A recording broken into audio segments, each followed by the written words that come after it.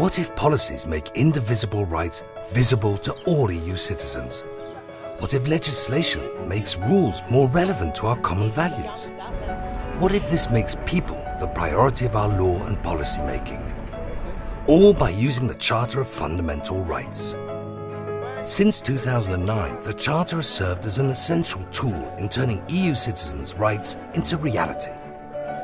As a result, we've advanced our laws and policies as the EU has adopted many initiatives to protect and promote people's rights. But now is the time to take them even further. With over 50 articles, the Charter is a legally binding, modern human rights catalogue that enriches existing entitlements. Its profound phrasing goes beyond many constitutional texts. It can inspire law and policymakers to develop more sustainable and better legislation. And where states, regions or municipalities are acting on matters where the EU has a say, the Charter turns from a soft aspiration into hard laws to the benefits of all of us.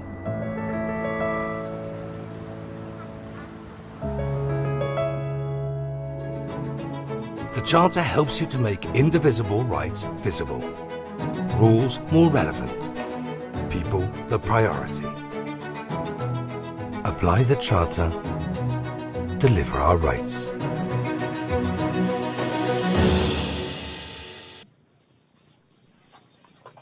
Apply the Charter, deliver our rights. Exactly today we will discuss how we can do that better. Good morning, Europe. Welcome to the virtual conference reinforcing the EU Charter Rights of People in the EU in the next decade. Our event marks exactly 20 years since the ratification of the EU Charter of Fundamental Rights, which, in line with its very name, holds fundamental importance to citizens of Europe. This event is organized by the European Union Agency for Fundamental Rights, FRA, in short, in partnership with the European Commission. While my name is Karolina Zbytniewska, I am the editor-in-chief at EURACTIV Poland, this event's media partner, along with EURACTIV.com. I am having a pleasure and honor to chair this conference. Our distinguished panelists today are Věra Jourová, European Commission Vice President and Commissioner for Values and Transparency, Koen Leenaerts, President of the Court of Justice of the European Union, Michael O'Flaherty, Director of the European Union Agency for Fundamental Rights, and last but not least, Francisca van Dunem, Minister of Justice of Portugal, as Portugal will assume the 6-month rotating EU Council presidency on the January the 1st. 20 years after the EU Charter of Fundamental Rights has been ratified and 11 years after it has entered into force, along with the Treaty of Lisbon in 2009, we are meeting today following the European Commission's revised strategy for the Charter's implementation. Now we'll celebrate the Charter's birthday, 20th birthday, by discussing how it has been applied so far and how to reinforce its application in the next years. So we have 4 distinguished panelists, the Charter of Fundamental Importance, and no time to lose. I will therefore jump into my first questions, and I would like to start with Věra Jourová, but before I start asking my first question, I would like to ask all our distinguished panelists, while you are not speaking, please mute your microphones. So that's my kind request. Mrs. Commissioner, Mrs. Vice President, it has been 20 years, as I said, since the proclamation of the EU Charter, and over 10 years since it has been legally binding.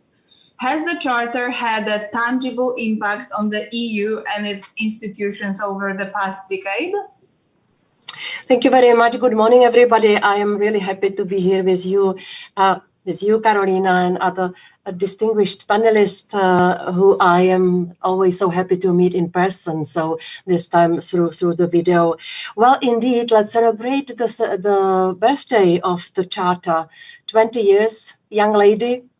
She should be full of strength and potential. So let's help her in the next years, in the years to come, to have, as you say, more tangible and more visible impact on the lives of the citizens of the EU, because she has been designed or born to help the people to have better life in the EU.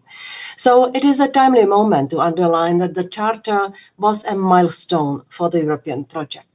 With the Charter, we have made a clear shift from the EU being primarily an economic venture to a union built on shared values and fundamental rights.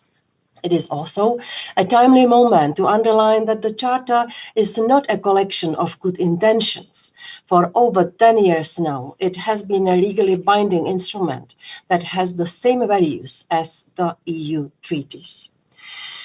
The Court of Justice has played an instrumental role in this, clarifying the content and the presence of these rights, and I am sure President Lennartz will most probably illustrate this in a moment.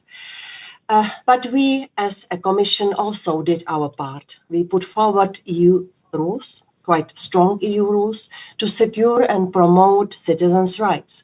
The rules on data protection, on gender equality, on protecting whistleblowers and protecting victims of crimes are just some of them. And I would like to acknowledge here also the EU Agency for Fundamental Rights for its work. It has developed into a trusted EU body supporting our work.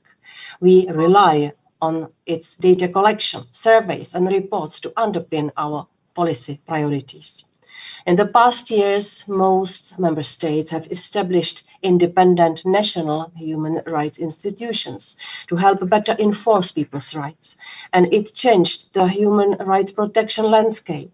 And I hope that all member states will be equipped with such an institution very soon.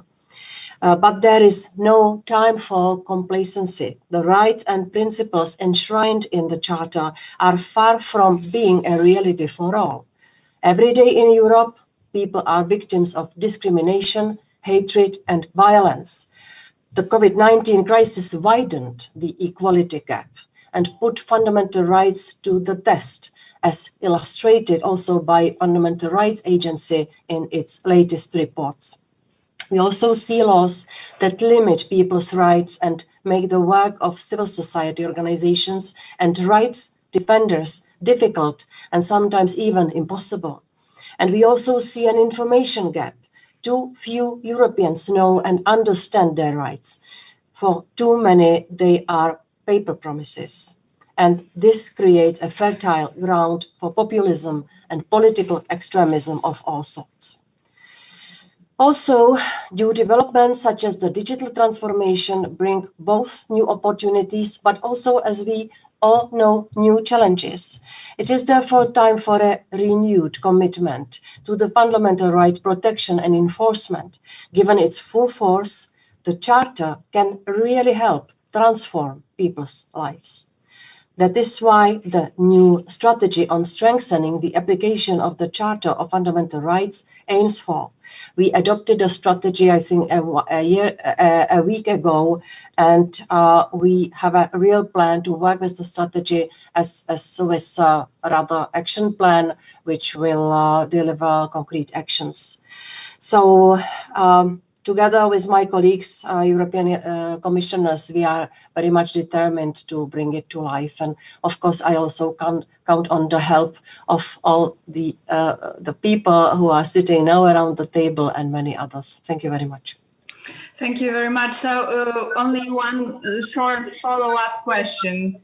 So how does this year's strategy differ from the one the Commission adopted in 2010?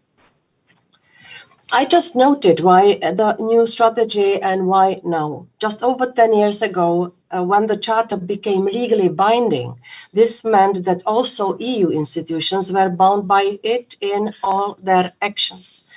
The last strategy, or the previous strategy, focused on the effective application of the Charter by the EU. It looked in particular at what the Commission could do, to be beyond reproach and ensure that all its initiatives comply with the Charter. In this new strategy, we of course look at what more can be done to ensure that EU institutions comply with the Charter throughout its legislative process.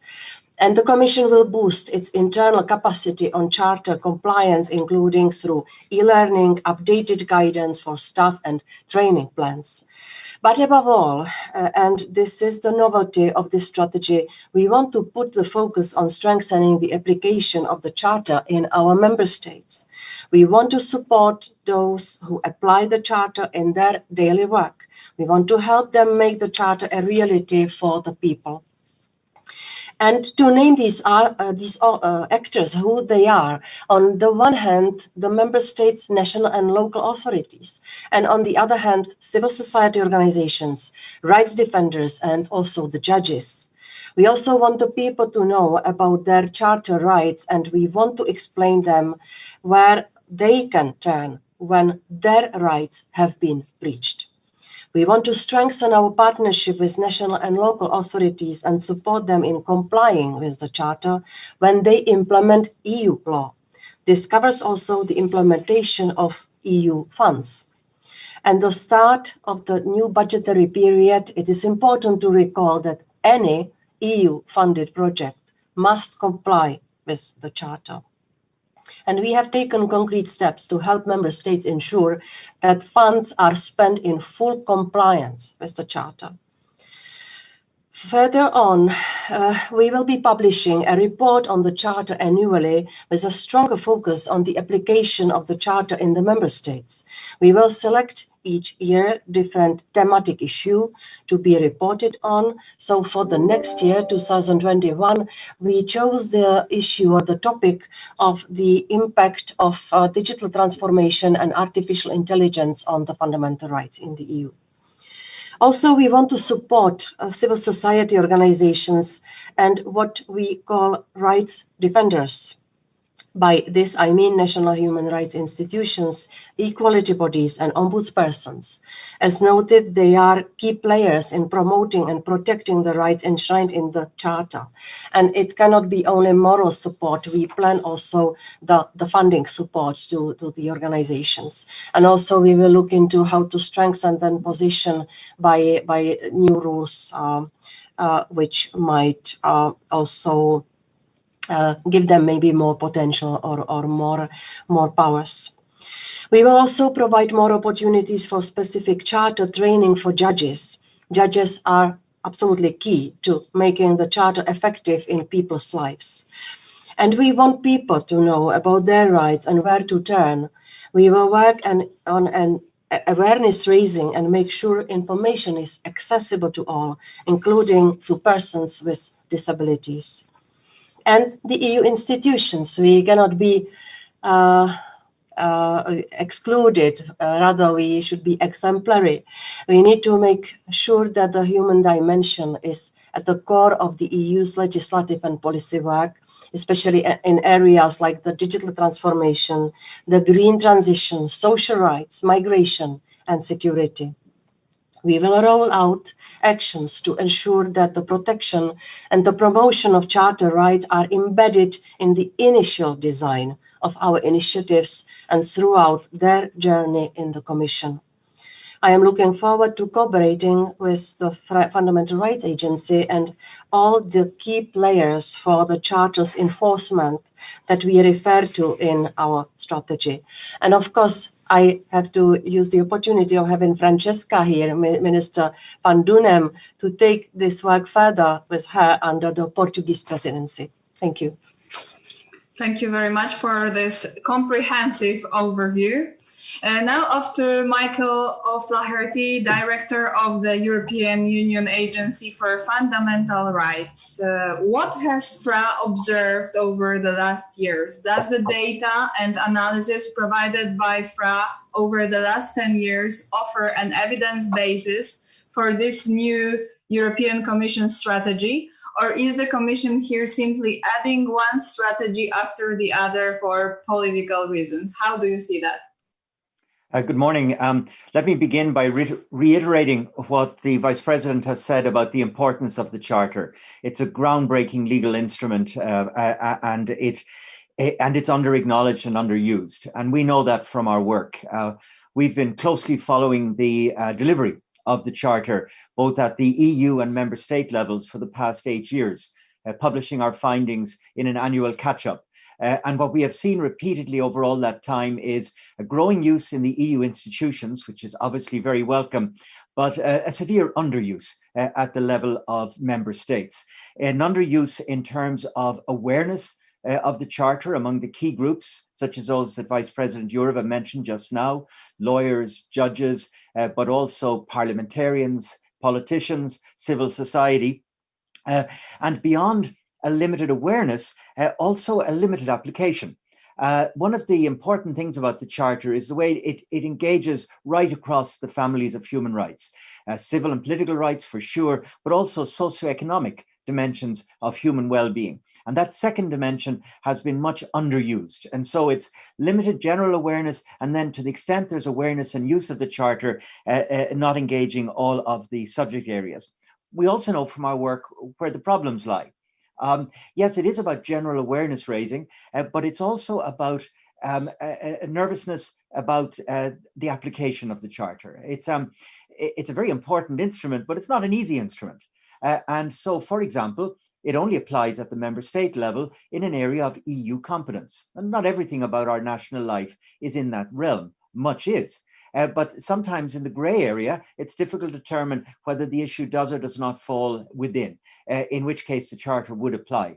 And then just to take one other example, and I'll move on, we also know that there's confusion out there among legal practitioners in particular about the distinction we see in the Charter between so-called rights and principles. And depending on what category a particular bit of the Charter has, there are different legal consequences. And again, this causes some confusion. But all of this can be fixed. And that's why we welcome the Charter so much. This is a smart strategy, excuse me. This is a smart strategy, and we really want to acknowledge the Commission's work here. For example, the strong focus on the national level, the level of member states in this new strategy is very welcome, because that's where the big problem is. And secondly, and I'll stop with this, the underuse of the Charter across subject areas is also acknowledged in this strategy in the way in which it demands a mainstreamed approach. And so we look forward to working with the strategy. We think it's a valuable contribution. It's certainly not just one more strategy. It's a once in a decade tool to make a serious push for this such an important instrument. Thank you. Thank you. We just wanted to make sure. Is the Charter a real human rights convention, or is it rather the modest result of a European Union that is mimicking the member states without having competences to offer full human rights protection? Another controversial question. Wow, I was going to say, what a provocative question. How could I agree with that? To the contrary, in the first place, this instrument is globally significant. It embraces all human rights. When it applies, I come back to this issue of EU competency, it can hit in a way no human rights treaty can hit at the national level. It can have direct effect. You can invoke it in your courtrooms. You can invoke it before the state. It sometimes even has effect between citizens, which again is a very distinctive feature of this instrument.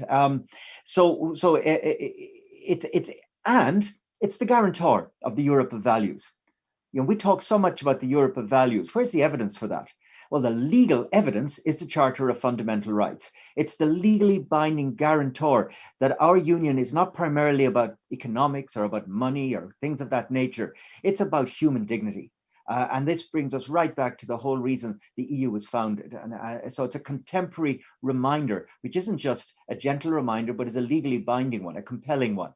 So no, this is an important contribution, under-acknowledged, I'll admit that. And certainly outside the EU, the groundbreaking nature of this instrument needs to be better understood and better appreciated, but absolutely invaluable. Thank you for these very important words. Now off to Koen Leenaerts, President of the Court of Justice of the European Union. Fundamental rights are for 4 decades part and parcel of the case law of the Court of Justice of the European Union that you preside over. So what is that the Charter has added to the EU's judiciary over the last 10 years? Well, before answering that question, I would first like to say that I'm very grateful to the organizers for having invited me to participate in this event, marking the 20th anniversary of the proclamation of the Charter of Fundamental Rights of the European Union. I would like to congratulate them for this wonderful initiative that seeks to raise awareness. That's what's important now, of the positive impact that the Charter has had and will continue to have in our daily lives as citizens of the EU. I'm of course honored as well to chair this panel with distinguished colleagues such as Vice President Jourova, Minister van Deunem, and Director O'Flaherty. It's a pleasure to discuss alongside them in this panel. But let's focus on my task as a judge and president of the Court of Justice of the European Union. And there I can observe, first of all, that the Charter has had an impact on both our workload and our case law. Quantitatively, the Charter has increased the frequency with which fundamental rights issues are raised before the Court of Justice. Indeed, as a formal written document, it has given greater visibility to fundamental rights in the EU legal order.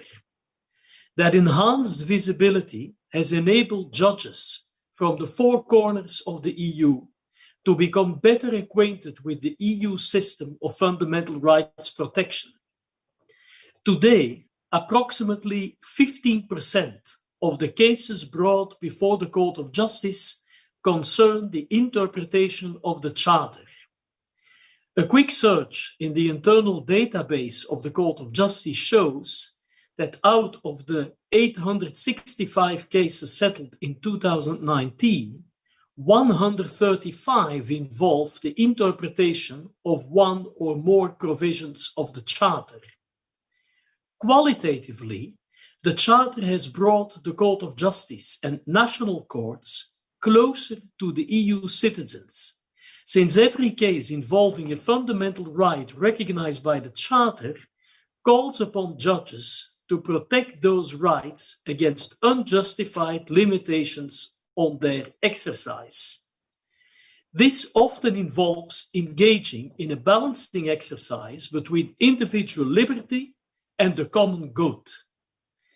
The Charter has therefore strengthened the role of judges as guardians of democracy, liberty, and justice in the EU legal order, since judges are called upon to provide effective judicial protection of the rights that EU law confers on individuals, including those recognized by the Charter. In cases brought before them in which EU law applies, judges may, for example, rely on the Charter in order to prevent individuals from suffering discrimination simply because they have a different skin color, believe in a different God, or love a person of the same sex. In the same way, judges may rely on the Charter in order to prevent public authorities from acting as an Orwellian big brother who watches over everything that we do online and offline. Similarly, judges may rely on the Charter in order to ensure that any third country national who arrives to Europe seeking to escape the ravages of war and persecution is treated with the dignity and respect that every human being deserves. That said, the Charter does not seek to replace the catalogues of fundamental rights laid down in the constitutions of the member states. Nor does the Court of Justice seek to become a second European Court of Human Rights. On the contrary, when it comes to the member states, the application of the Charter is limited by the principle of conferral of competences to the Union. Unlike national constitutions and the European Convention of Human Rights, the Charter is not self-standing, but, to put it metaphorically, it is the shadow of EU law. Just as an object defines the contours of its shadow, so the scope of EU law determines that of the Charter. Since the protection of fundamental rights in Europe is governed by a plurality of sources, the Court of Justice has had recourse to the Charter in order to pave the way for a harmonious relationship between the Charter, national constitutions, and the European Convention on Human Rights. In that regard, the Court of Justice has held that higher national standards of fundamental rights protection may apply in the absence of EU measures harmonizing such standards. This means, in essence, that it is for the EU political institutions, whose operation is based on the principle of representative democracy, to decide whether national standards of fundamental rights protection are to be replaced by a uniform standard at EU level.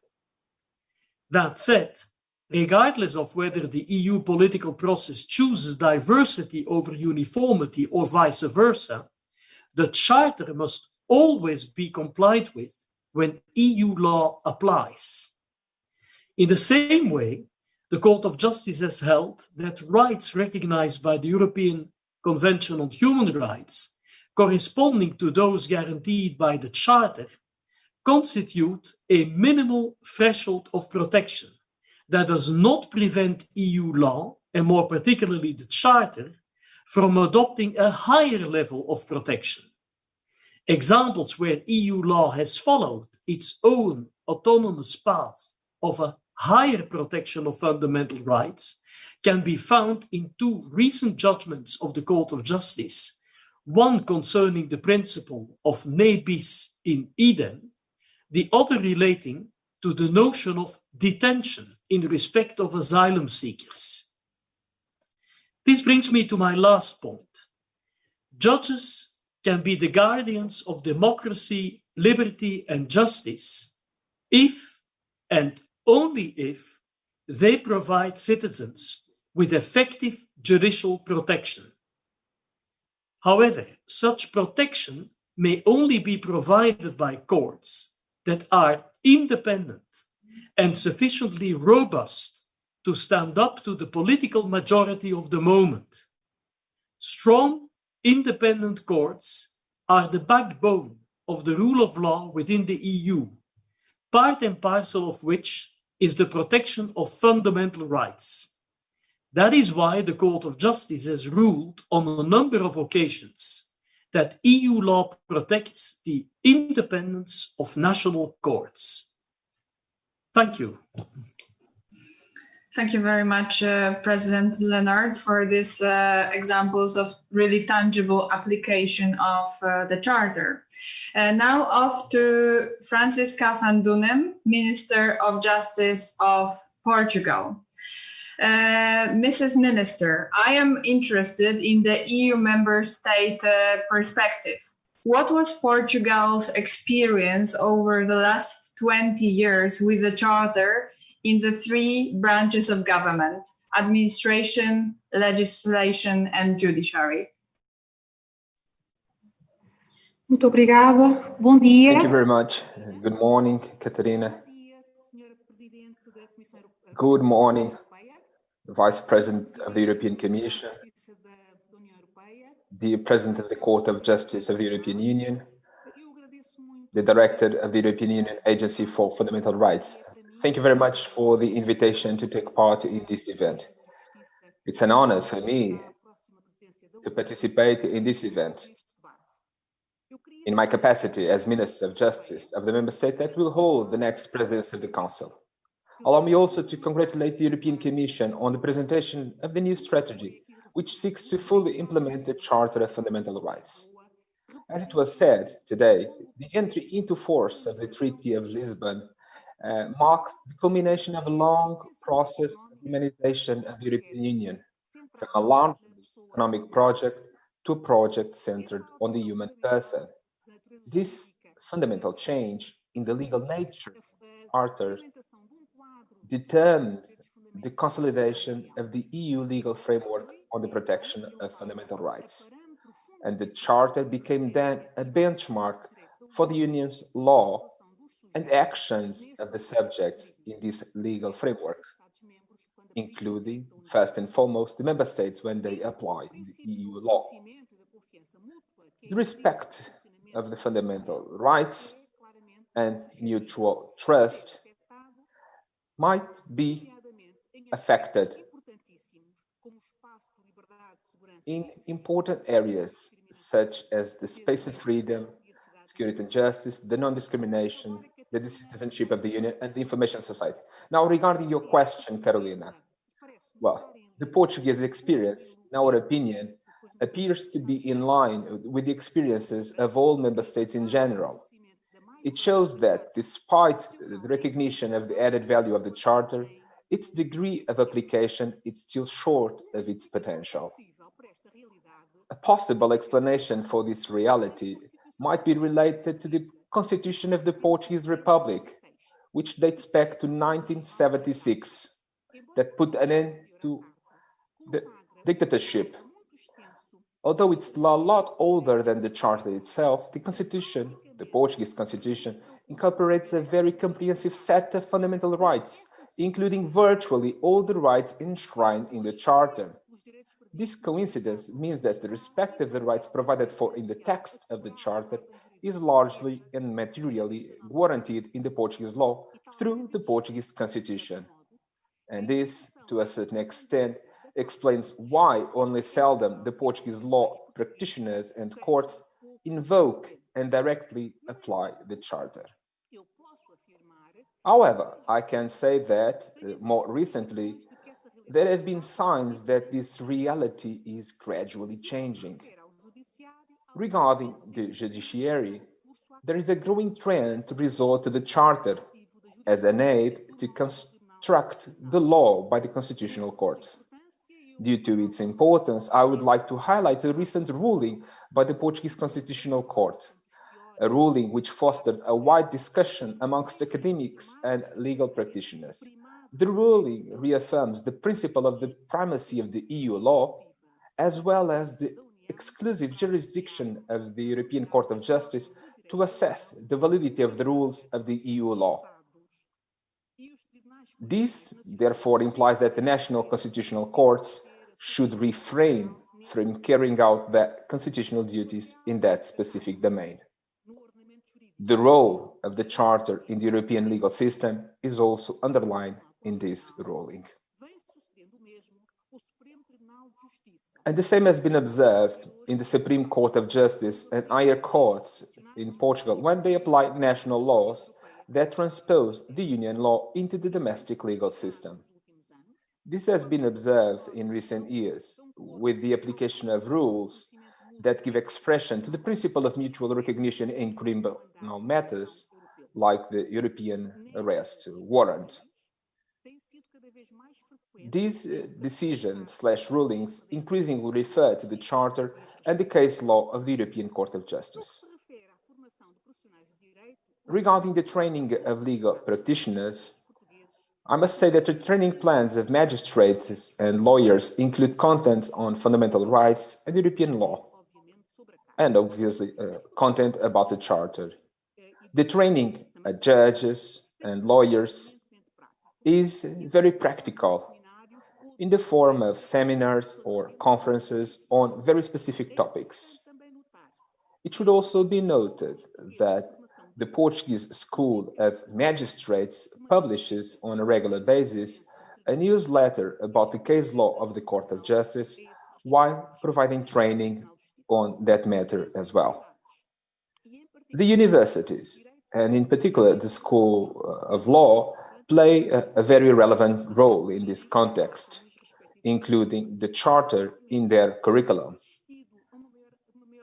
Recently, the academia has been promoting the Charter more proactively with initiatives targeted at the public in general or more specific to lawyers.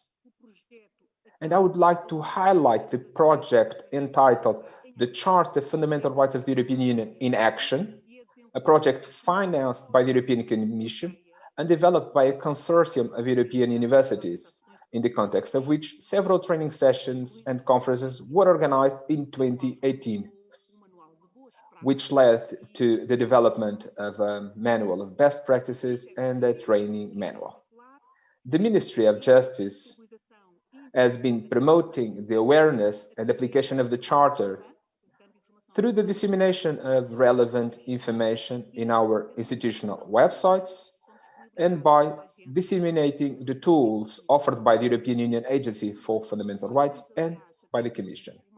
This year, we have planned a training course in cooperation with the Fundamental Rights Agency, which unfortunately had to be cancelled due to the pandemic.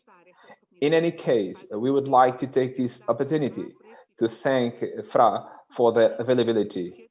The objective of this training was to address the shortcomings identified regarding the training of the actors of the legislative process who have been more neglected in this context.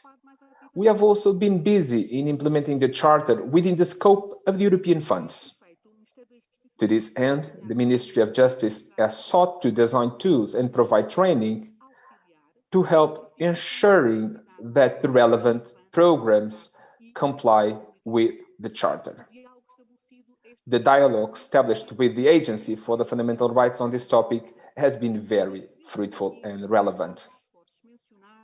But despite the above-mentioned efforts, it is true that the law practitioners are relatively unaware of the added relevance and applicability of the Charter, a fact which also extends to the Portuguese citizens in general. In conclusion, at the national level, Portugal acknowledges that there is some way to go and commits itself to continue working to ensure that the Charter is deeply rooted in the Portuguese legal and civic culture. To this end, the guidance resulting from the strategy of the Commission will be very relevant, of course. Thank you very much for bringing up this very particular perspective of one of the member states of Portugal. Now it's time for a short break before the panel discussion. We'll see a film about the Charter that takes exactly 2 minutes, 57 seconds. Please watch it with us and see you in a bit. Very relevant.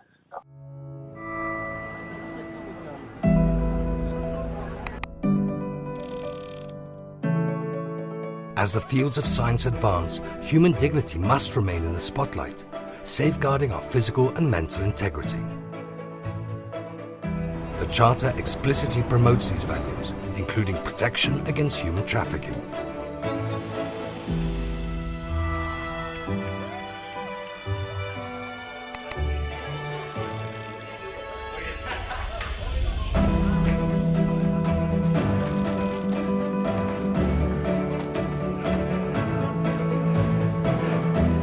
The Charter provides a list of entitlements surrounding people's freedoms, with distinct definitions for a sound understanding of our fundamental rights, including the right to asylum and the protection of personal data.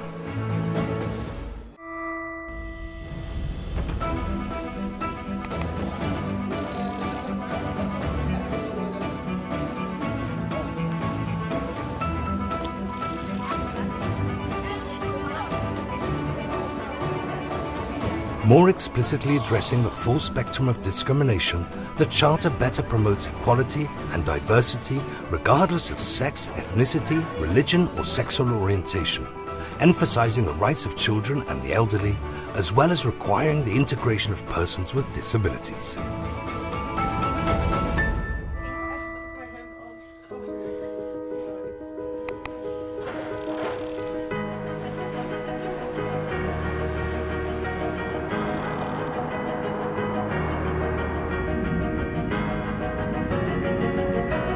The Charter underlines the importance of solidarity and socio-economic rights and principles ranging from safeguarding our family and professional lives to consumer and environmental protection.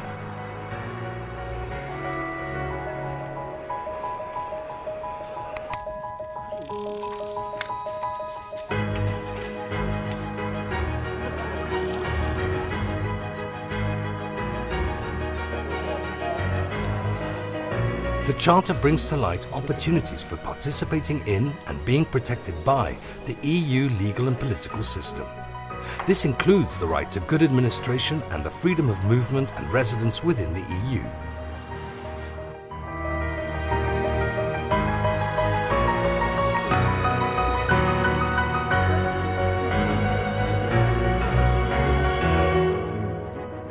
Going beyond the existing European standards in procedural law, the Charter addresses the right to a fair trial in all possible processes, including administrative, tax or asylum procedures.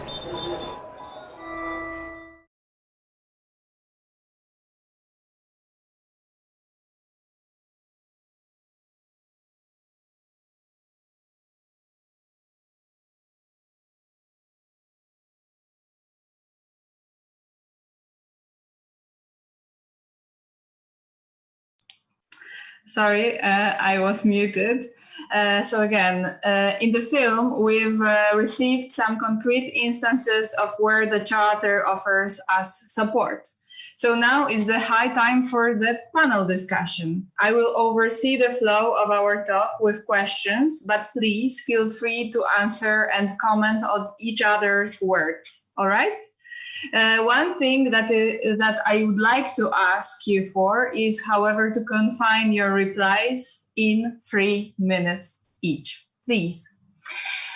Commissioner President Vera Jourova, please tell us, how about the people in the Charter? Either if you are a member of the majority or a minority or a victim, or if you belong to a vulnerable group such as Roma, asylum seekers, LGBTQI+, how can the Charter help the people of Europe, and how does the strategy add new possibilities here?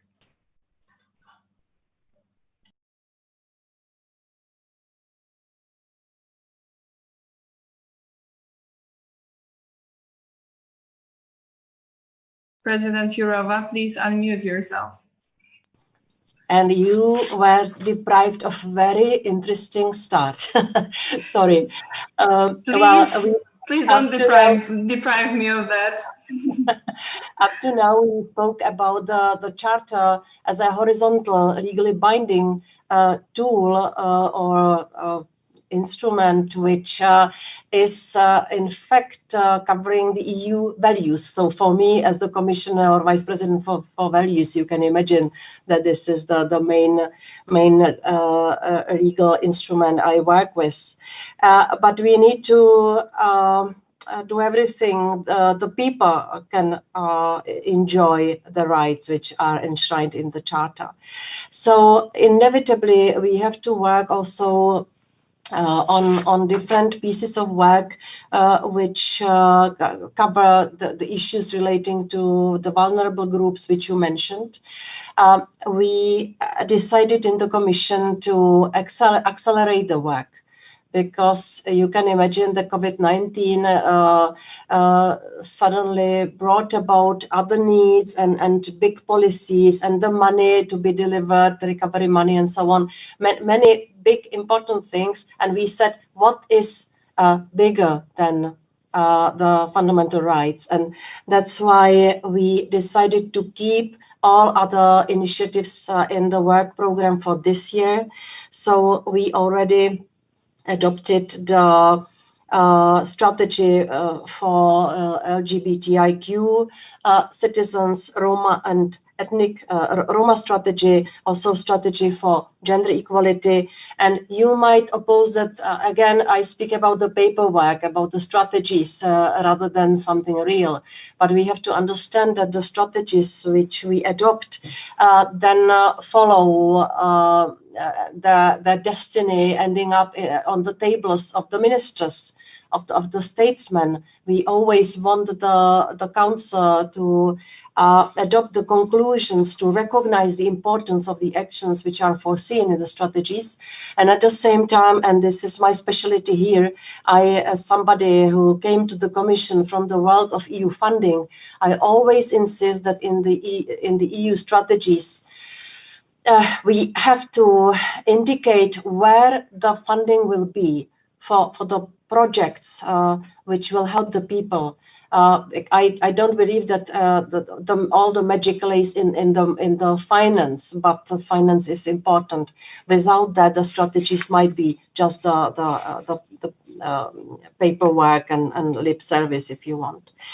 But also other things which stem from these specific strategies should be mentioned here. We already announced that for the next year we want to extend the list of Eurocrimes to cover also for hate speech and hate crime, including homophobic hate crime and hate speech. So this will be a piece of legislation I will be fighting for a lot, because every time we come with the proposal to legislate in the field of criminal justice, it is confronted with quite strong, sometimes pushback from the member states, because this is a very sensitive part of our shared competencies. But we need to open the way to adopt the European legislation banning homophobic hate crime and hate speech, especially online, because also Mr. President Lennart spoke about that. We now live in new reality by also seeing that the impact of everything what's going on in digital world has a very strong impact on our real life. Also, we want to improve or propose the new legislation on mutual recognition of child-parent relationship across the borders in the EU. I was meant to speak 3 minutes, yes, so I should stop Yes. now. So I will skip the description of this new legal status recognition because you will follow our work, I'm sure, next year when we will come with this legislation. And there are some other concrete examples where we will in fact follow what's foreseen in all those mentioned strategies. So no surprises, just steady way forward. Thank you very much. Just a steady way forward. So off to Michael Flaherty. I would like to ask you how FRA will complement the Commission's plans, providing expertise and capacity building. Thank you. Yes, just before I get to that, allow me though to express appreciation for the great interventions we've been hearing this morning. And I just wanted to pick up on a couple of points. I really appreciated what President Leynertz has said to us. And for example, his focus on the role of judges at the national level. And listening to him, it occurred to me that we have to acknowledge those moments when national courts are champions of the Charter. And draw attention to that to, in a sense, encourage all other courts. I think, for example, of the German Constitutional Court, which repeatedly has done very impressive work in applying the Charter at the national level. Turning just for one moment to Minister Van Doenen and to Vice President Jourova, who both addressed the issue of Charter conditionality for the disbursement of EU funds. And I think this is so important. It, in a way, has to be perhaps the headline of our discussions today. It's not only a recognition of mainstreaming of the Charter across all dimensions of EU life, but also, of course, it's a critical, it would be a critical advance in strengthening the enforcement capacity. And a law without enforcement isn't a law that's brought fully alive. So I just want to welcome those. Now, what will we do? Let me first be very specific. The Commission is going to produce annual reports starting in 2021 on the Charter and its application. We'll support that in every way that we possibly can. The Commission has told us that in 2021, the topic will be the Charter in the digital age. I mean, it's a great topic, and we'll support that with our evidence and our data, but also our research, because the work we do on artificial intelligence, on the use of the internet, is directly related. So we'll bring the full capacity of the agency to bear. We'll reach out to the national Charter focal points when they're appointed, and we'll give them all appropriate support. We'll intensify our programme of capacity building, which we do with partners, such as the European Judicial Training Network. We already invest in and will continue to invest in strengthening and supporting the national human rights, fundamental rights infrastructure, civil society, national human rights institutions, equality bodies. And of course, we'll continue to develop e-tools, which, and in fact, there'll be a presentation of our e-tools later this morning following this event. We'll continue to invest there as well. At the institutional level of the EU, we're also deeply engaged, both with specific parts, such as other agencies, but also with the Commission, the Parliament and the Council. We, for example, do charter training with presidencies of the Council, which we'll certainly continue to offer. And last but not least, because my time is short, we have an every 3 years event called the Fundamental Rights Forum, which takes place in Vienna, biggest event of its kind periodically in Europe. And the Charter always has been, but will continue to be the golden thread running through every dimension of the activities of the forum. Thank you. Thank you very much. So now after Koen Leonard, your court has handed down judgments establishing that certain charter rights, like for example, the right to a fair compensation or the Article 21st, which protects against discrimination, could apply horizontally so that they can oblige private parties like employers to provide, for example, paid annual leave. Is there a risk, in your view, that the Charter establishes direct horizontal obligations that were not literally intended by the Charter's authors? Well, I wouldn't speak in that respect about a risk. It is true that when you read Article 51, first paragraph of the Charter is primarily addressed to the institutions and bodies of the Union itself, and to the member states, as was already mentioned, exclusively when they implement Union law.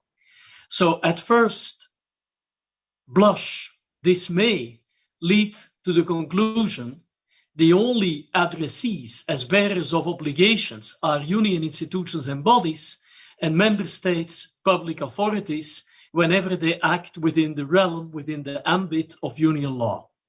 However, the Charter needs to be interpreted in conformity with the constitutional traditions common to the member states. That is mentioned as one of the guiding principles of interpretation of the Charter, mentioned in Article 52 of the Charter. Now, when you look at these constitutional traditions of the member states feeding in the interpretation of the Charter, a number of fundamental rights are being enforced by the constitutional courts of the member states in a horizontal relationship. Not all the fundamental rights, but those fundamental rights which are mandatory in content, that is, fundamental rights which do not need any further implementation for their enforcement, that is, fundamental rights which are plain as such on the one hand, and on the other hand, fundamental rights whose very content depends on other private parties respecting them.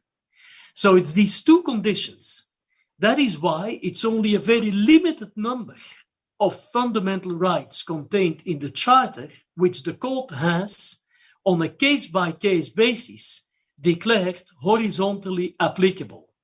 You mentioned one, Carolina, namely the Article 21. That is the principle of non-discrimination. Non-discrimination on grounds of race, ethnic origin, religion, sexual orientation, age, and so on. It is applicable as such. And if this is specified in the employment relationship, which is one of the directives having harmonized the fundamental rights standards in that field, it's quite clear that you would deprive that fundamental right of any meaning if a private employer were not obliged by these non-discrimination grounds vis-à-vis, obviously, a private worker. So that's a good example, the very essence of the right can only be guaranteed when it also applies between private parties, because to the right of one party corresponds the obligation of another party. The same applies for the annual leave protection. It would not make sense to say only public employers need to respect the annual leave because they're an emanation of the state and somehow we are in a vertical relationship. No, I mean, public employers, private employers are to the same effect, are in the same situation in terms of bearers of obligations. So that is why the court cautiously proceeds in line with the constitutional traditions of the member states in respect of the horizontal application of the Charter. It's what in German constitutional law is called Drittwirkung der Grundrechte. So this is totally in line with that Europe-wide tradition. Thank you. So indeed, it's not a risk, but rather an advantage. Okay, so off to Minister Francisca van Dunen. Portugal, as I mentioned in the beginning, is assuming the presidency in the EU Council in just about 3 weeks. What are the plans during the Portuguese presidency to advance the implementation of the strategy in the Council? European Commission invites the Council to adopt follow-up conclusions on the strategy. What is your ambition here? Will we, for instance, see a commitment to an annual Charter review in the Council?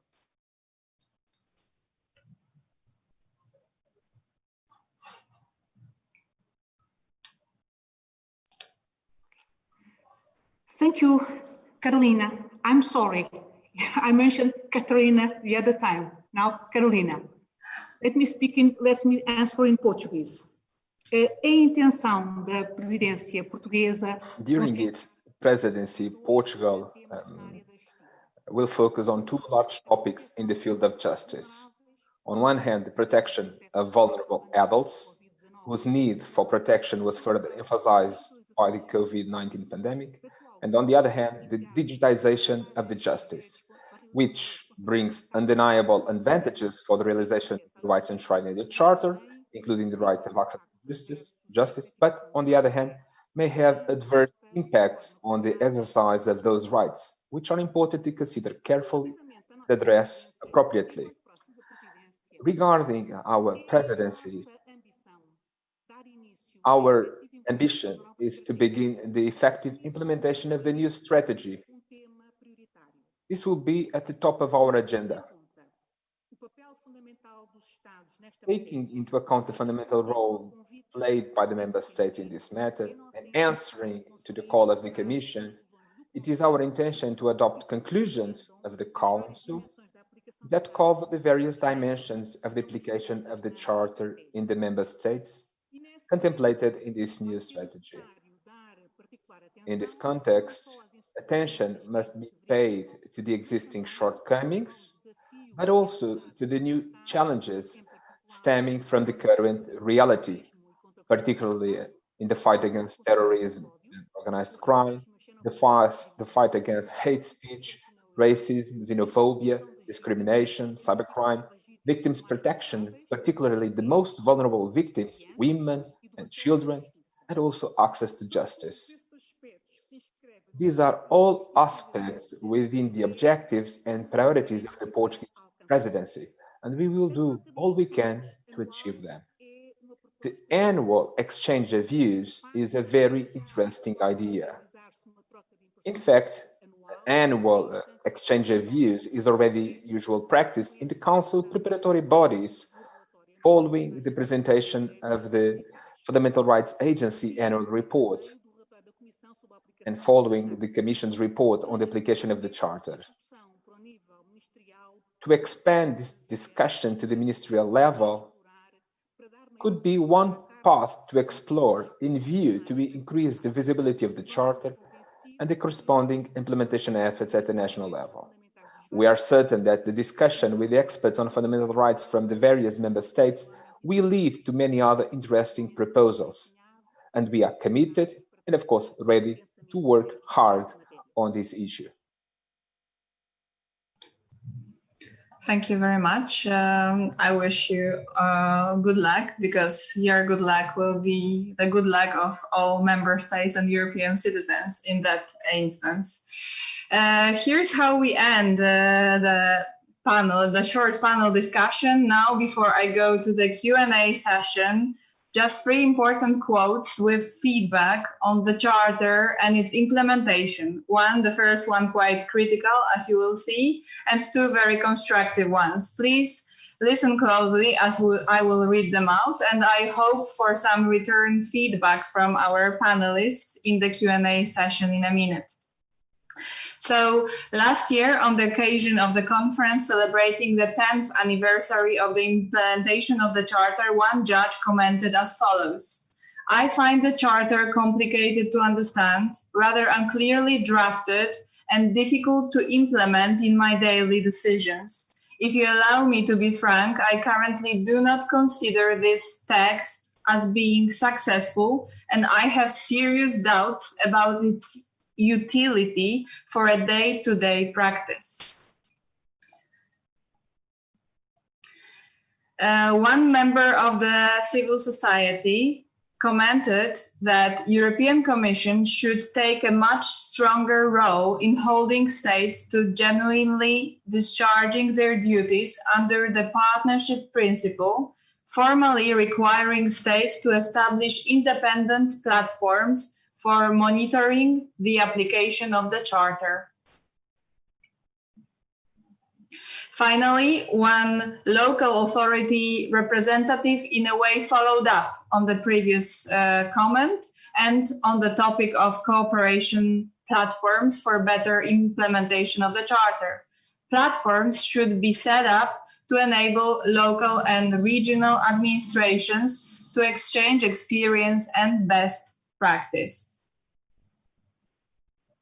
So our panelists received some food for thought and for work maybe too, especially as regards enhancing the creation of the cooperation platforms.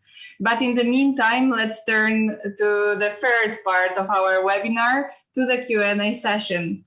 We have received literally loads of questions from our guests today, and I will read out some of them and appropriate them to one panelist each. Now again, I would like to ask you for really short answers, now even shorter than recently, maybe 2 minutes long. Thank you in advance. So first off to Viera Jourova. We've received numerous questions concerning the epidemic of systemic homophobia in Poland. I will read just 2 of them, both by civil society representatives. First one: I've been living in Poland for all my life, and I was hopeful that one day LGBTI+ rights will be a reality here. But it's getting worse and worse. How is it possible that LGBT-free zones are legal? It's outrageous, and you as a vice president of the EC have to do everything you can to change it. Please start infringement procedure on the basis of the LGBTQ-free zones. And the second: I'm gay's mother. The atmosphere around LGBT people is deteriorating. We started feeling like Jews in the 30s in Germany and consider leaving the country with the family. We are waiting for the EU to take care of us, for we are EU citizens. We are waiting for you to undertake the decisive actions. We want to be safe and respected in our country. So both questions are a call for answer and for action. What is your answer, Mrs. Vice President, to these voices of despair shared by many, not only in Poland? Yeah, thank you very much for the question relating to really very painful problem, and I am in my thoughts with the LGBTIQ people in Poland and their families, because the mother who wrote the question, of course, she wants to have a good life for her son or a daughter. I forgot the concrete case. We have said many times that the LGBT-free zones are humanity-free zones, and they have no place in the union being LGBTIQ or being the union of equality. And I was really shocked by the declarations that LGBTIQ people are not people but ideology from the highest possible political places. So we are watching the situation. We already finished the financing of some of the projects from these zones. We are watching the situation, the development in the field of legislation, because the LGBT zones, free zones, were not set by the law. If it was in the law, we would immediately start infringement procedure. But these were declarations by the municipalities. So, but we are still discussing whether there might be a chance to address the issue with the legal instrument. In the meantime, we are looking more on the financing. It was a surprise for many when I said at the press conference that we have for the cohesion policy this enabling condition that the money will only go to the projects which are in full compliance with the charter. It was a surprise for many, in spite of the fact that this conditionality is there for maybe decade or more. Yeah. So now we show clearly that we mean it, that we will require the application of the charter. So this is from my side for the moment. You asked me to be short, but we will act whenever we see that there is a legal possibility to address the laws in Poland. Yes, the problem with conditionality is that sometimes instead of punishing the authorities that are to be blamed, in a way, indirectly, is the citizens who are deprived from the funds. So that's one drawback. I have a question to Director O'Flaherty. Actually, two questions. One mine, a very, very short, and one, and wishing for a very short answer, because you said that there exists severe under-awareness in the member states and under application of the charter, but that can be fixed. Can you, just so that we all understand and have concrete advice, recommendations, understand how to fix it? Sure. Training and awareness raising among the key professionals, that's critical. We don't need to co-equally build awareness right across society at the same moment. Right now, I would be of the view that the primary target audience should be judges, lawyers, and decision makers. And then we can filter across to the others. But we can build awareness. We can build confidence in the application of the Charter. We've developed any amount of tools to help a lawyer, for instance, understand whether an issue engages the EU competency or not. And by bringing awareness of these tools, building up knowledge of how to apply them and use them, then we're filling exactly the gap that you've just mentioned. We also will continue to invest in working with civil society so that it is part of the loud voice demanding and indeed invoking the Charter in its own work. Thank you. So now the second question that I mentioned, it's from the legal expert. It's quite long, but also informative for our viewers. In the last 3 years, we witnessed an increasing number of cases decided by the Court of Justice of the European Union and affirming the values enshrined in the Charter. However, judgments are not followed by positive developments at the level of member states. The refusal of the Romanian authorities to recognize a same-sex marriage legally entered into by a Romanian-American family is just one example of the disconnect. The question is, how can we make sure that the positive developments in the jurisprudence of the Luxembourg Court go beyond the academic or expert circles, as we are having here now, and permeate the legal to the legal profession as well as to the decision makers. What kind of measures can be taken, mainly by the Commission, but also by FRA, to foster the interinstitutional dialogue on rights as fundamental values? Well, in a way, my answer would be the same as the answer to your last question. I'm in no position to speak for the Commission or indeed for the Court. So I'll just speak about our agency. Our agency plays a critical role, not just in all that training and awareness raising I mentioned, but also in gathering and sharing good and promising practices. And we'll continue to do that. If there's a strategy to promote the use of the Charter in a given topic in a given country, let's make sure that that's available to the relevant professionals elsewhere in the EU so that we can mutually draw on them. But let's invest also in having strong, vigorous civil society. Civil society in Europe is under pressure in many different ways. And we need vibrant human rights organizations, as well as all the other bits of civil society, to stand up for fundamental rights based on the Charter. So that's not a separate issue. It's absolutely central to our discussion today, as is investing in strong national human rights institutions, commissions, ombudsmen. They're not peripheral, they're central to building what I would call the culture of respect for fundamental rights that we're all aiming towards. Thank you very much. Could I also say, sorry, yes. You asked us to speak to some of those comments you had earlier, yes. including that very provocative comment from the judge. Let me just start by saying I disagree with him. And then I would say, let's keep in mind what the role of the Charter is. President Leynertz was very clear on it.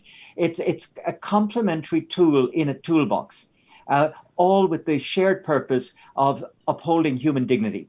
And if we keep that end point in mind, then the complication of using the instrument, the lack of clarity on occasion, is not a reason to put it aside. It's rather a reason to get ever more concentrated in using it smartly. Keep in mind in this regard, in terms of the complementary toolbox, that some rights in the Charter are not found anywhere else.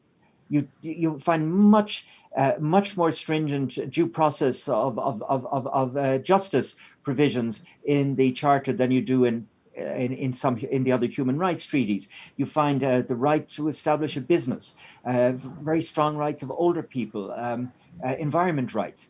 And are we going to just put those aside because it's difficult to work with the Charter? I think that would be far too low a level of ambition. Thank you. Thank you very much. President Leynertz, first, what guarantee do we have this time that this EU Charter will eradicate the injustices that have been talked about for decades, especially with regard to people of African descent, asks a representative of civil society? And if you want also to comment on Director of Flaherty said. Please be welcome. Thank you. Let me first start by the latter part of your question. I fully agree with Director O'Flaherty. We should indeed raise the level of our ambition. And to my colleague Judge, who made the critical comment, I would say the following. The Charter applies whenever union law applies. If there are questions about the correct understanding or interpretation of the Charter. For instance, in relation, as Director O'Flaherty gave the example of environmental protection rights, and the judge considered that to be rather difficult provisions. That is why there is the procedure of a reference for a preliminary ruling of our court to clarify those rights. So the Charter, like any other legal instrument of union law, is the object of preliminary references made by national judges to our court.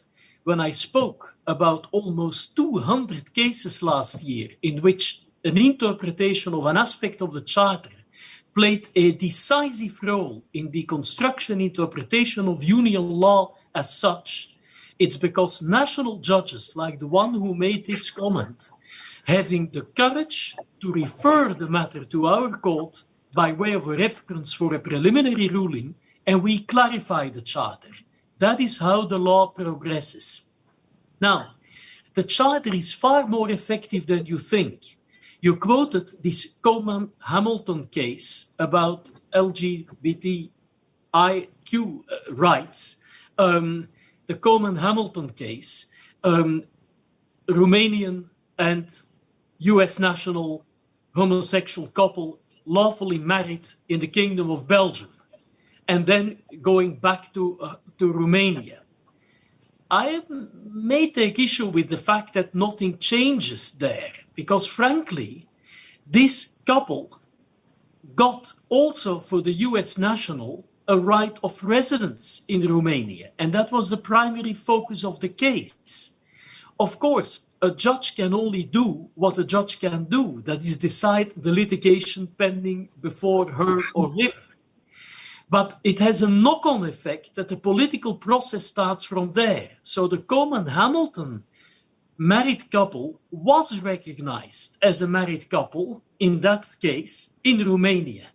Then it is a matter for the political process in Romania to see how possible unequal treatment between that couple, who was protected by union law, and Romanian homosexual couples will be eliminated, either through law or through case law, etc. So it's always a stepstone in a further process. And that also applies to your example of the African asylum seekers, for instance.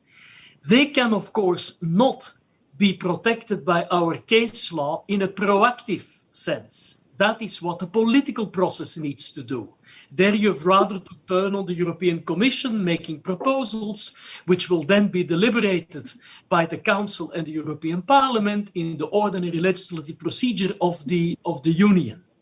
What a court can do is when national courts ask us what the minimum rights are under the qualification directive for asylum seekers, how that directive is to be interpreted in compliance with the human dignity provisions of the Charter of Fundamental Rights.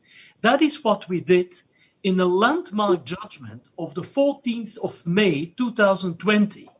A Hungarian long name of a case, Országos, and then many more words, where we held, and I'm very proud to mention this, in the ground chamber of our court, that the two so-called transit zones in Tompa and in Raška are detention zones contrary to the Charter. The Hungarian government has dismantled these zones after our judgment of the 14th of May. And what is important is that our court marked it as detention zones contrary to the Charter at a time where the European Court for Human Rights, which had equally been seized of the same problem a few months earlier, had said that there was no problem under the European Convention on Human Rights. So a clearer example, precisely in the field, Carolina, of what you said, the African asylum seekers, you see how the Charter triggered a way higher protection and led to the dismantling of these zones, which were a real threat for human dignity, whereas the 17 judges strong ground chamber of the Human Rights Court in Strasbourg, in the Iliad and Ahmed case, did not consider this to be contrary to the ECHR, a clearer example of where the Charter of Fundamental Rights gives promises of a higher level of protection vis-à-vis the one which previously existed in Europe cannot be given. Thank you very much, Judge, for helping us understand the importance of the Charter. Now off to Franziska van Dunem. A question from the civil society. What is the key factor of success to the implementation of the Charter in your view? What should other countries like Italy or Spain learn from the Portuguese example?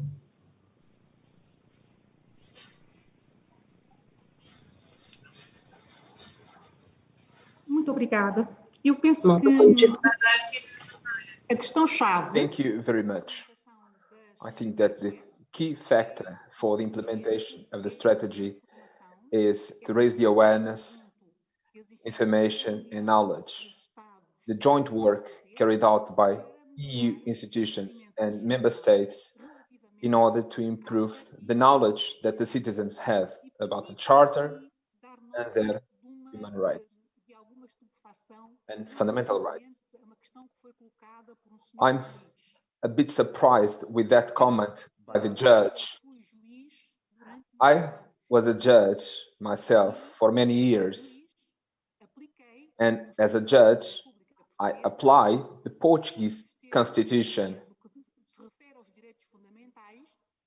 And regarding the fundamental rights, the Portuguese Constitution is very similar to the Charter. The Charter refers to specific and simple things such as freedom, liberty, equality, solidarity, citizenship, and justice. I don't see how complex can be these principles. The only thing that we must do is to put himself in the shoes of the third person, of the other one, and then we'll be able to fully implement the principles of the Charter. Portugal, like other European southern countries, including Spain and Italy, we have common features that result from our geographical location, but also our common/shared history. But I would say that the southern countries' features don't mean that the Charter will have to be applied differently here and elsewhere, because the principles enshrined in the Charter are universal principles that should be applied with the same level of effectiveness and efficiency anywhere. So, having said that, I don't think that there's a difference between what is done in Southern European countries, in other European countries, or in the rest of the world. But your question is important because we must be fully committed. We all must be committed in the implementation of the Charter, particularly in light of the current circumstances. The principles that we took for granted and that led to the construction of the European Union as this space of freedom and solidarity are now being challenged and at risk. Now it's the time to deepen the principles of the Charter. Now it's the time to move together ahead. The European Union, the Commission, the FRA, the several agencies and the member states, so that this Charter is indeed a reality in our countries, and so that the Charter can be a living tool across all the entire European Union space, so that we can be a role model to the world. Thank you very much. Indeed, fundamental rights cannot be taken for granted ever. Now I have 3 more questions for the Q&A, and I have one sentence question to ask to all of you, so that now I really ask you for 30 seconds answers. The first from the live Q&A is for Commissioner Věra Jourová, and it is as follows. The Charter implementation is a tool for changing the EU character, but the European Convention on Human Rights is still not signed by the EU. Is it not a worrying signal? The negotiations are ongoing. We are making progress. We have to do everything to come with the solution which will comply with the previous decision of the European Court of Justice. So we are on the right way, and the intention is still very strong. Thank you very much, also for keeping to the time. Now the question from live Q&A to Director O'Flaherty. In light of the protection granted to national minorities within the framework of the Charter, how does FRA intend to further uphold the rights of minorities? the agency, I think, has been defined since its establishment in the way in which it does research, gathers data, comparable evidence in support of minorities in our societies. Our societies are only as good as the welcome they give, the respect they show for minorities within the community. So we'll stay fully focused on that. We have the migrant surveys, the surveys regarding the situation of Jews in our society. You spoke about LGBTI earlier. By the way, I want to endorse absolutely everything that Vice President Jourova said on that point. And we will continue to stay focused. We have not historically devoted a lot of attention to the specific issue of national minorities. And that's in part because we don't want to overlap with the Council of Europe. Or indeed with the OSCE, which do very important work in that area. But to the extent that we can bring value added and be complementary to the other great institutions of Europe, we'll continue to stay very focused. Thank you very much. Another question to President Koen-Leenaerts. Do you see it necessary to reinforce mechanisms that ensure the application of the Court of Justice of the EU rulings by national courts, especially when seeking to guarantee the protection of fundamental rights in the EU? Well, a court as such has no power to enforce its own judgments. In the European treaties, it is the task of the European Commission, so I look in the direction of Vice President Jourova, to see to it that the member states comply with our judgments. If they don't do that, also in the field of respecting the Charter of Fundamental Rights, it is up to the Commission to take the initiative to bring infringement proceedings against the member states. And then the court will rule on these infringement proceedings. If an infringement is being found, there can be, in case of continued non-compliance, there can be a second infringement proceeding which leads to financial sanctions, which may be very important.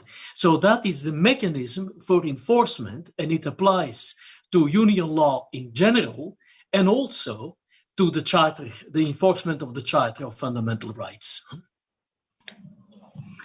Thank you very much. Now to Franziska van Tunem, also please 1 minute or less.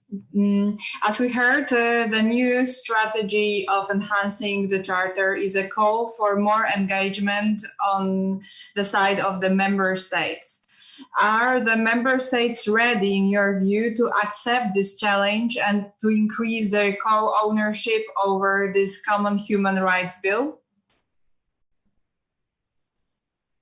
As conclusões do Conselho adotadas no... The conclusions of the Council adopted last year regarding the binding nature of the Charter made very clear that the member states acknowledged the relevance of this instrument. So we truly believe that currently all member states are aware that we need to respect the Charter and to take initiatives at the domestic level in order to strengthen the youth and knowledge about the Charter. And we are ready to work with the other member states during the Portuguese presidency in order to make this a reality. Well, given the work done already on this matter, maybe what we are missing is just further guidance and dialogue so that we can deliver better results. And this is what we'll do during the Portuguese presidency. Thank you very much. As we almost got to the end, one final question, because we need to stick to the title of our conference, which is, just to remind all of you, reinforcing the EU Charter rights of people in the EU in the next decade. So now I would like to ask each of you for just one sentence for a closing. What is the perspective concerning the EU Charter for the next 10 years, starting from Commissioner Vice President Věra Jourová? In one sentence, it will be uneasy, but I really am very determined to prepare a good perspective for the Charter and application so that it helps the people. And it will be especially important after COVID crisis to guarantee that the vulnerable ones will not pay the price for COVID. And I mean also under the vulnerable ones group, the single mothers, all the people who already before COVID were under the line of poverty, the people who are facing different kinds of discrimination. This will be the moment of truth. So hopefully Europe will do everything in the way that the COVID crisis will not create a bigger level of inequality in the EU. Thank you also for anchoring our discussion in the very present pandemic context. What is the perspective concerning the EU Charter for the next decade, Director O'Flaherty, in your view? Thank you. In 10 years' time, the Charter will be 30 years old.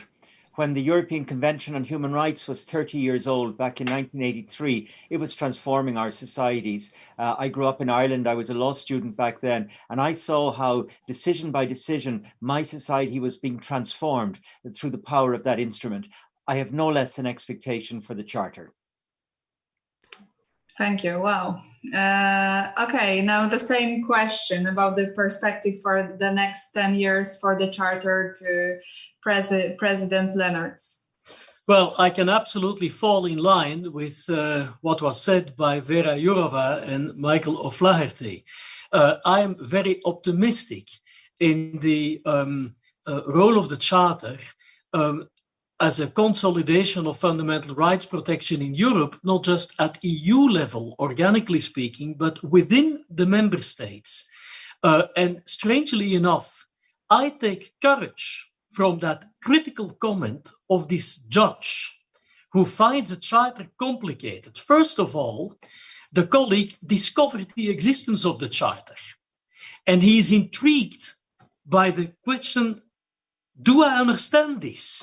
Well, he will next time around ask preliminary questions on the interpretation of the charter to the Court of Justice. And what we see is this increasing number of cases in which national judges ask the court to interpret the charter, and this in the widest range of charter rights, not limited to only a few of them, but the widest range. That development over the next 10 years will lead us exactly to the point described by Director O'Flaherty. It will transform societies, the judicial decisions on the Charter being triggers for the political process to take it from there. And I think it's this interaction between the judicial process and the political process, whereby the political process gets sort of to operate as a knock-on effect to the judicial process. That is what we are now seeing in the field of the enforcement of the Charter. Thank you. And last but not least, off to Minister Van Dunem. What is the perspective on the EU Charter for the next 10 years? The future of the Charter for the next 10 years lies in our own hands, the hands of the European citizens, the hands of the European institutions, in the hands of the European governments. We should take co-ownership of the Charter, a Charter co-owned by the European institutions, countries and citizens. If we can do this, if we continue working like we have been working so far, in partnership with the Commission, the Council, the FRA, with all the Member States, pushing forward to implement the Charter on a daily basis, disseminating the Charter, I do believe that in 10 years, the Charter will have been implemented in our countries as a living reality, not as a document underused and then underknowledged. Let's work together. Let's work for the benefit of all, for the dignity and equality of all European Union citizens. Let's give this example to the world. The Charter will be our guide. Thank you for this motivating words, final words. And so here we have reached the end of this absorbing and constructive conference. Big thank you to our great panelists, Viera Jourova, Michael O'Flaherty, Koen Lennarts, and Franziska van Dunen. Thank you to all our guests too. For all registered participants, I'd like to also remind you about the follow-up session at 11:45 at WebEx. During the session, FRA colleagues will present hands-on on the agency's latest developments on the Charter, namely the new Charter guidance device for the first time. But now, let me wish you all a great day and fundamental rights better protected. Thank you and goodbye. Improve law and policies by always checking the applicability of the Charter. You can do that via easy-to-use tools, for instance those developed by the European Union Agency for Fundamental Rights. The Charter Handbook tells you when and how to apply the Charter. And online, the Charterpedia provides a vast amount of Charter-relevant information. The Charter helps you to make indivisible rights visible, rules more relevant, people the priority. Apply the Charter, deliver our rights.